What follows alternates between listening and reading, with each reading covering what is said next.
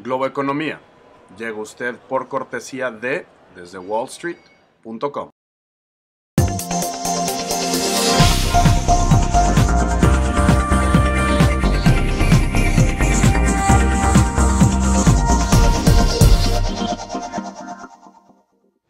Hola, ¿qué tal? Soy José Antonio Montenegro desde el New York Stock Exchange en Manhattan y esto es Globo Economía, hoy dedicando todo nuestro tiempo a un especial que hemos llamado Guía para gestionar el patrimonio, con el que pretendemos hacerles llegar algunos consejos, buenas prácticas en tres circunstancias bien definidas. Primero, y cuando no se tiene patrimonio, cómo la buena costumbre del ahorro puede ayudarnos a ir construyéndolo. Segundo, si hemos conseguido hacer un patrimonio más o menos sólido, cuáles son las reglas o los buenos usos para conseguir preservarlo y hacerlo crecer. Y tercero y último, si resulta que el patrimonio ha crecido lo suficiente para, digamos, tomarlo en serio, tomarnos también en serio el gestionarlo profesionalmente. La verdad es que con los tiempos que corren, ahorrar es a veces poco menos que imposible, pero cuando se puede, está claro que es una costumbre sana y muy recomendable. Este país, Estados Unidos, que curiosamente se ha caracterizado por mucho tiempo por ser un país con muy poco o ningún ahorro de sus particulares, ha cambiado a raíz de la crisis de 2008. Por primera vez en mucho tiempo, mucha gente ha tenido idéntico pensamiento de que es importante estar preparado para cuando vienen maldadas y han comenzado a destinar una parte de su ingreso personal al ahorro. Pero, ¿cuándo hemos ahorrado lo suficiente como para pensar que es apropiado empezar a dedicar una parte de ese ahorro a la inversión? Parece claro que lo que debe primar ahí es tener bien establecida la necesidad de liquidez, de disponibilidad de esos ahorros que podamos llegar a requerir en distintos plazos. Hay que planificar, pensar en cuáles son nuestras necesidades a medio y largo plazo y luego establecer una estrategia acorde con las mismas. Y bueno, si finalmente tenemos la fortuna de que ese patrimonio crece, lo recomendable es profesionalizar al máximo su gestión, como ocurre con cualquier otro orden de la vida. Pero hasta aquí mi avance de lo que nos va a ocupar hoy, el detalle, en un momento en cuando volvamos de la pausa y me acompañe ya mi invitado hoy, Santiago Ulloa, socio y Managing Director de We Family Offices. Enseguida, aquí en Globo Economía.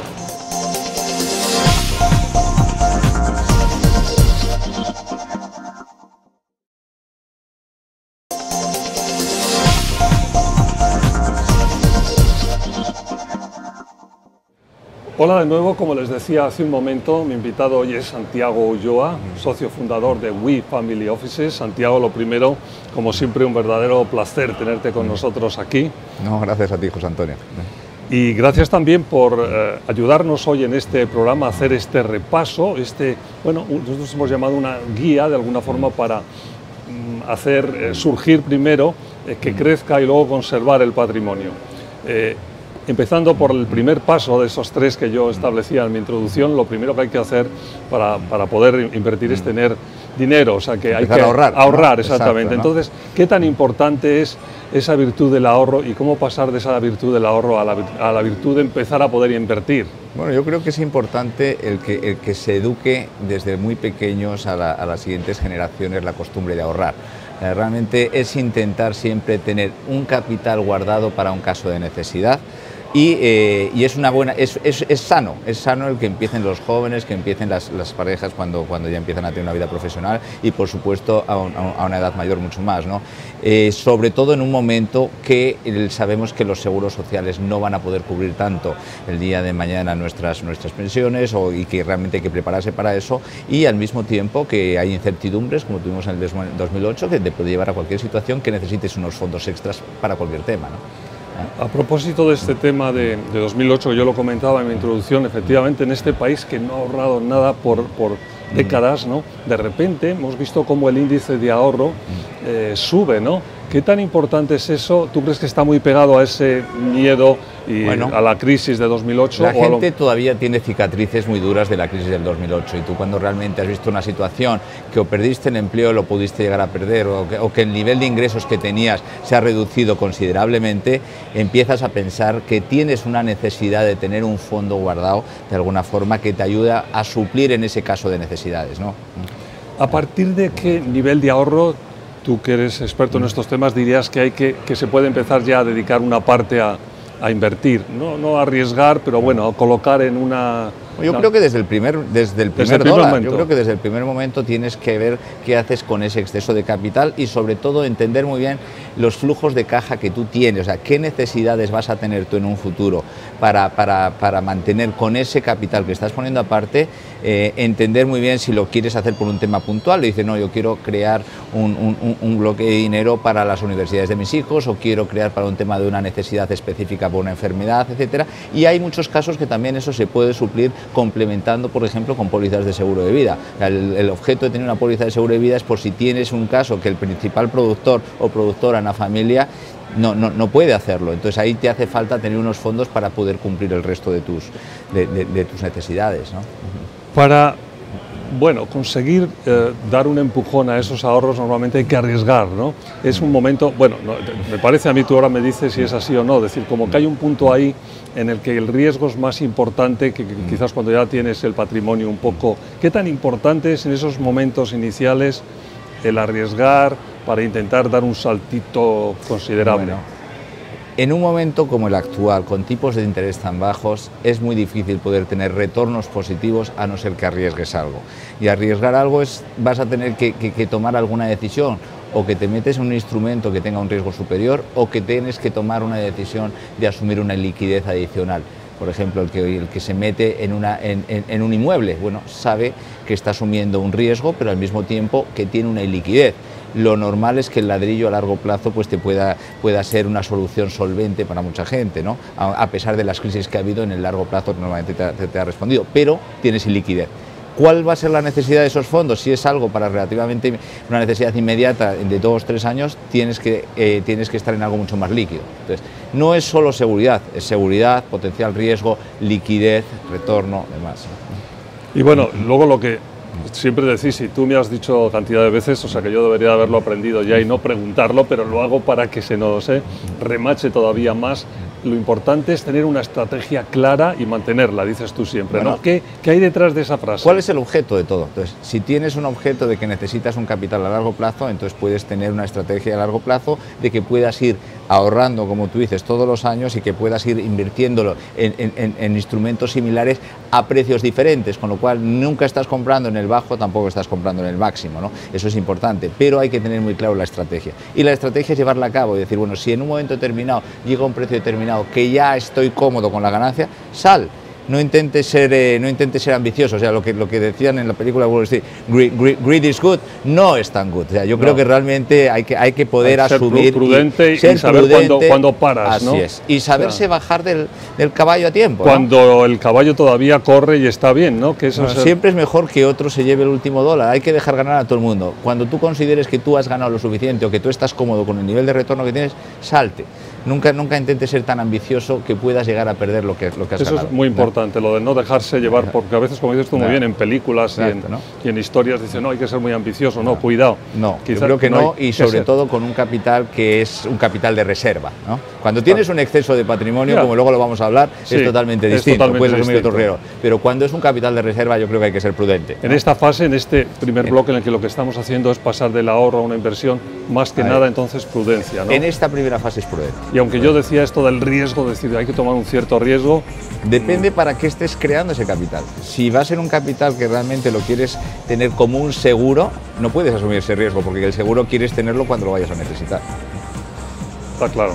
Bueno, pues aquí tenemos que hacer una pausa, ya tenemos un poco una idea, yo creo que bastante cercana a cómo hay que pasar del ahorro a la inversión, y cuando volvamos nos vamos a ocupar, bueno, si ya hemos conseguido tener un cierto presupuesto, cómo lo preservamos. Sigan con nosotros, Globo Económico.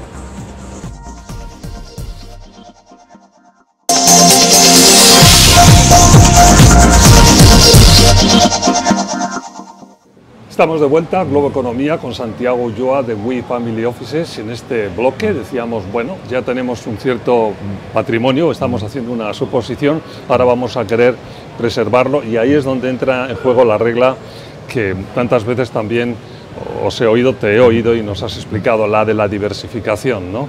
Bueno, así es. Realmente para crear patrimonio tienes que concentrar y tienes que asumir riesgo. Es lo que hacen los empresarios, normalmente crean una compañía y en su compañía ponen la mayor parte de los huevos, prácticamente todos. Si les va bien, crean un patrimonio importante. Cuando empiezan ya a tener un exceso de capital o tienen un evento de liquidez, venden la empresa y demás, pasan a una etapa totalmente diferente de la vida, que es preservación del capital. Y para preservación del capital, la regla principal y prácticamente única es diversificación, ¿no? Tú decías antes, también en la primera fase, incluso para hacer ese primer paso de un ahorro sencillo a un patrimonio, que hay que tener claras las necesidades de liquidez, los plazos. En el momento en el que estamos ahora, es decir, con un patrimonio que ya empieza a ser considerable y tal, ahí esa regla sigue estando muy presente y es todavía igual o más importante. Bueno, siempre, ¿no? Porque siempre. Al final vas a tener un nivel de gastos, un nivel de necesidad de flujo de caja que lo vas a tener que suplir de alguna forma. ¿Dónde va a venir? O te viene a través de tu empresa operativa, de vía dividendos, o te viene a través de un salario, o te vas a tener que generar unos ingresos relativamente seguros para poder mantener tu nivel de vida. Si una vez que cubres tu nivel de vida tienes un exceso de capital, es cuando puedes empezar a asumir unos riesgos de inversión a un plazo un poquito más largo, pero ya está cubriendo lo básico. ¿Cuál es, desde la óptica tuya que conoces también todo esto, la mejor forma de haber hecho una buena planificación de necesidades de liquidez, de plazos? Primero tener un presupuesto, que mucha gente no lo tiene. O sea, claro. La mayor parte de la gente no hace un maneja su empresa de forma muy profesional, pero cuando te vas a su patrimonio privado no lo hace. Entonces realmente tiene muchas cosas por separado, no tiene un plan de gastos. En muchísimos casos te encuentras con gente con patrimonios enormes que no saben cuánto gastan y cuánto le genera su día a día, de sus casas, de sus gastos generales, ¿no? Entonces, tener un presupuesto, tener muy claro cómo vas a pagar ese presupuesto y una vez que te cubra con un flujo de caja bien medido y que tengas además una reserva en el caso de que alguna de esas fuentes de flujo de caja se te termine. Mañana la empresa te puede ir peor y no tener dividendos. Entonces, ¿cómo vas a hacer para mantener el nivel de vida que es lo que tienes? Entonces, tienes siempre que tener como un paquete de dinero de forma segura, invertido para poder cubrir esos casos de necesidades, ¿eh? Y esa idea del presupuesto sirve no solo para grandes fortunas, que es lo que hacéis vosotros fundamentalmente, sino para cualquier tipo de presupuesto. Vamos, para todos. De economía familiar. Bueno, y aparte que es otra de las lecciones que tenemos que enseñar a las siguientes generaciones. Claro. Desde pequeños e incluso desde cuando van a la universidad, que aprendan a tener su propio presupuesto, a que aprendan a manejar sus tarjetas de crédito, a que aprendan a no gastar por encima de tus posibilidades. En realidad, ganes $100 o ganes $10.000, siempre es buena costumbre guardar algo, lo que sea. Y gastar menos de lo que tú generas. Sí, ajustarte a lo que tienes. Ajustarte, ¿no?, a lo que tienes. En el es algo, como dices tú muy bien, no se hace y que además hay muchas tentaciones para hacer justo lo contrario. Bueno, ¿no? Estamos en una sociedad totalmente consumista. Claro. Hoy en día el 70% de la economía americana es consumo, en cierta forma, consumo particular, y te incitan y te regalan en cierta forma. Entonces, lo que hay que tener es la mente fría y aprender a decir qué es lo que necesito, qué es lo que no necesito, me lo puedo realmente permitir o no. Y ojalá todos nos lo pudiésemos permitir. Claro. Significa que tengo un exceso de capital para poder hacer mis extras, ¿no? Un tema fundamental de la preservación del capital es también tener muy clara la planificación fiscal de lo que, ¿no? Háblanos de eso. Tienes que tener en cuenta que cualquier tipo de inversión va a estar sujeto a una tasa de impuestos en el momento que tú la ejecutes. Puede ser que puede entrar como ingreso corriente o que puede ser ganancias de capital de medio y largo plazo. O sea, si realmente planificas el cómo invertir para tener la tasa más baja de impuestos en tus inversiones cuando vendes o cuando sales, vas a tener unas ventajas fiscales importantes. O sea, todo es ver en qué vehículo voy a estar, de qué forma y cuál es mi planificación para esa parte, ese paquete de mis bloques de inversión, ¿no? Y la planificación fiscal no solo es para el ingreso corriente, sino también para la forma de transmitir el patrimonio a la siguiente generación. En algunas jurisdicciones, en algunos países con los que tratamos, tienes impuesto a sucesiones, en otros tienes impuesto al patrimonio, en otros no tienes impuesto ni a sucesión ni patrimonio, pero si lo planificas adecuadamente, con consejos de profesionales que te ayuden a tomar esas decisiones, puedes realmente hacer una transmisión el día de mañana muy eficiente y que puedas minimizar tus pagos fiscales, ¿no? para cerrar un poco este bloque, en el tema de lo que sería el preservar ese patrimonio que hemos ido haciendo, ¿cuál dirías tú que es el broche, lo que hay que tener presente en todo momento? La educación, tú decías al principio, educación, sigue siendo ahora, pero ¿qué más? Planificación, estrategia y realmente el tener un plan y adaptarte al plan. Por supuesto, si las circunstancias cambian, siempre hay margen de moverte, pero no intentar el tomar las decisiones viendo lo que pasa leyendo los periódicos. Está claro, eso es muy bueno, eso me lo dices siempre. Aunque sé que te molesta, porque sí, es un programa que realmente... Algunos periódicos esto, ¿no? Y algunas televisiones, otras hay que verlas. Como esta, por ejemplo. Vamos a una pausa, cuando volvamos vamos a hacer la suposición de que ese patrimonio ha crecido considerablemente y entonces, ¿qué es lo que conviene hacer? Sigan con nosotros, Globo Economía.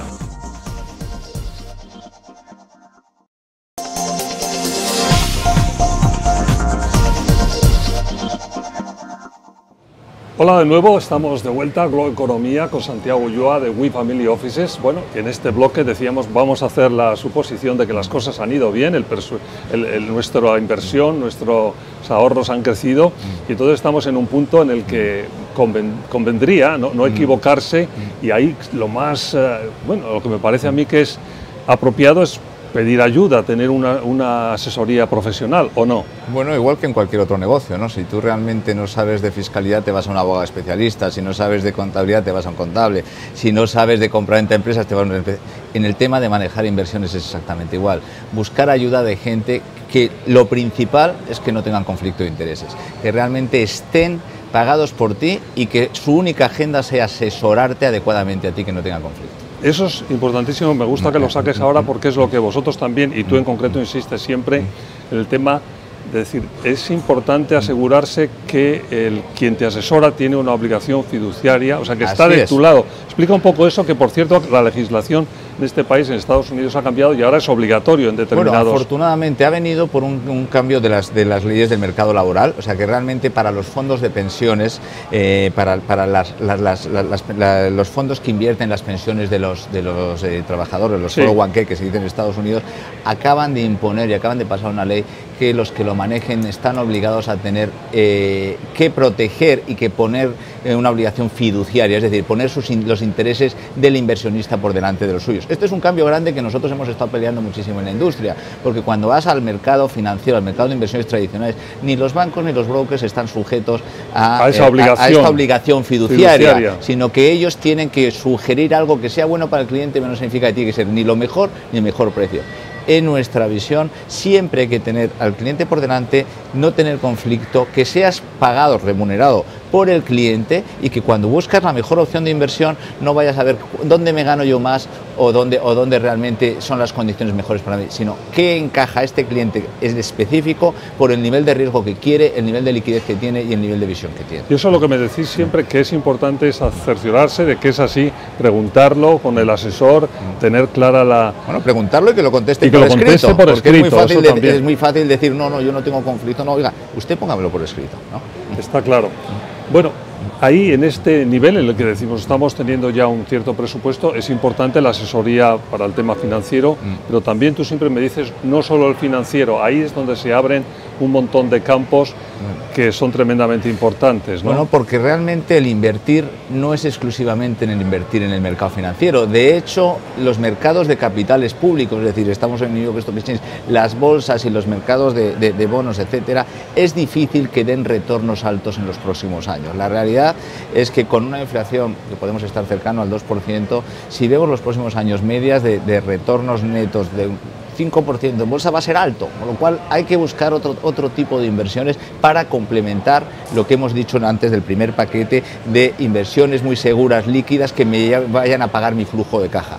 Para hacer dinero y realmente para poder invertir a largo plazo hay que buscar otro tipo de opciones. ¿Y cuáles son, déjame que salte ahí, cuáles son ahí los campos que tú dirías, los 2 o 3 que hay que tener enseguida delante sobre la mesa? Lo primero es el mercado inmobiliario a nivel mundial, o sea, a nivel global. Puede ser que en un momento determinado el mercado americano o el mercado del país donde la audiencia esté viviendo no sea el adecuado, puede haber oportunidades en Europa. Por ejemplo, ahora mismo estamos en un punto concreto en Europa, los tipos de interés están negativos. El ahorrador que quiera poner su dinero en un banco, un certificado de depósito, no solo no le van a pagar, sino que va a tener que pagar por tener su dinero. El que compre un bono del Tesoro alemán a 7, 8 años va a tener que pagar por tener ese bono. ¿Qué va a pasar con esa gente que quiere un retorno? Pues posiblemente se vayan al mercado inmobiliario, tengan propiedades alquiladas y que puedan tener un flujo de caja relativamente seguro. Para otro tipo de sector, pues puede haber oportunidades, por ejemplo, en todo lo que llaman el private lending, préstamos privados en Estados Unidos, en Europa. Aunque eso ya tú siempre me dices también es mucho más especializado y hay que tener muy claro, pero bueno, ya estamos como en un nivel más alto. Para un nivel más alto. Y ahí obviamente buscar, sí, ¿no? Claro, y te tienes que buscar quién es bueno en este sector concreto que me pueda ayudar a dar un retorno en acorde con lo que yo estoy buscando y para el riesgo que estoy buscando. Entonces, hay muchísimos campos, desde, te digo, estaba diciendo préstamos directos, energía, y todo lo que ha sido las nuevas energías, desde energía solar, energía viento, etcétera, hay unas oportunidades. Y además planteado globalmente. Y además planteado globalmente. No solamente en el país desde donde estás. Absolutamente, ¿no? Porque tienes que reducir el riesgo de cada país. O sea, y luego puede haber temas muy concretos, oye, desde la nueva tecnología de que hemos visto, de la nueva robótica, de la inteligencia artificial, etcétera, nos vamos, por ejemplo, al sector de biotecnología, de todas las nuevas medidas que están viniendo para detección de cáncer, etcétera, o, por ejemplo, que estamos haciendo ahora financiación de aviones comerciales. O sea, Santiago, pues mil gracias, un placer, un lujo tenerte con nosotros, se nos ha terminado el tiempo. Esperamos que esto les haya servido para tener una idea de cómo se consigue hacer un patrimonio, preservarlo e incluso hacerlo crecer de forma sorprendente. Gracias, Santiago Ulloa, Managing Director y socio fundador de We Family Offices. Muchas gracias. Gracias a ustedes por su atención. Recuerden que si quieren estamos con más de 7 días desde aquí, desde el New York Stock Exchange, Globo Economía. Hasta la próxima semana.